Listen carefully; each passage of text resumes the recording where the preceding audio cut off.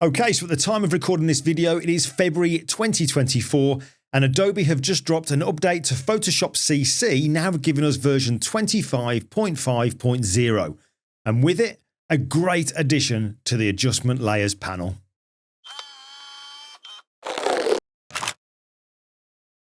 Alright, so this here where it says your presets in the adjustment layers panel is exactly what I'm talking about.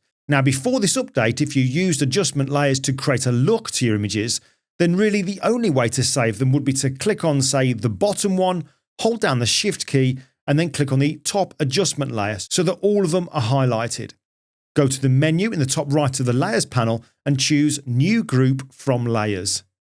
Give it a name and click OK.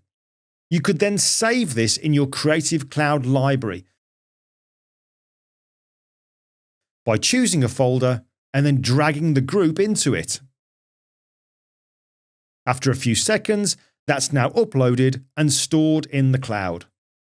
So in the future, if you wanted to use it, you could just drag it out on top of your image.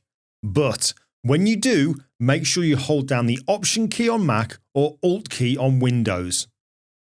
The adjustment layers then appear in the group in the Layers panel that you can then adjust to taste. Now, if you didn't hold down the Option key or Alt key, then things do go a little bit funny and you end up dragging a smart object from the cloud and see no change to your image at all. But if you double click on it, you see the adjustment layers but nothing else because they're now on top of empty pixels. However, the 25.5.0 update makes this all a lot easier. Now, if you have adjustment layers in the Layers panel that you've used and would like to keep and use again, all you need to do is to shift click on the layers, then go to the Your Presets section and click on the plus icon. Give the preset a name and click Save. This preset will only include the adjustment layers, so if you included any other types of layers, they won't be included in the preset. That preset now appears in the Your Presets section. So let's just delete the adjustment layers from within the layer stack, and with the image open, I'll just hover my cursor over the preset's name and thumbnail. When I do, we see a preview of what it would look like. To apply it, you just click on it, and when you do, the group is added to the layer stack, and with it, each of the adjustment layers. In addition to that, the group that is added also has a layer mask attached to it. Another great thing about this update is that we can export and import presets. When I hover over any of the presets in the Your Presets section, you'll see three dots, the ellipsis, appear on the far right. If you click on it, you'll then see the option to rename the preset, which kind of is what it is.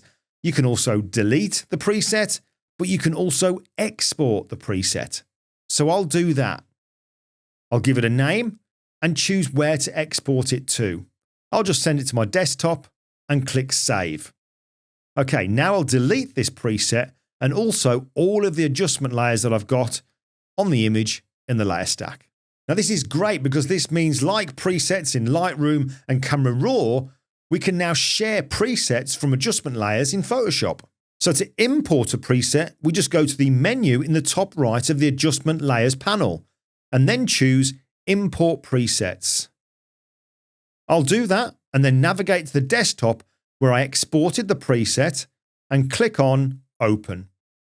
That preset is now added into the Your Presets section to use just as I've shown already. Now at the moment we can't organise them by folders, which I think would be a really useful thing to have, so maybe that's a suggestion to drop into Adobe. So not a massive update, but a very useful and welcome one. And that is all I have for you, so like, subscribe, and I'll catch you in the next video.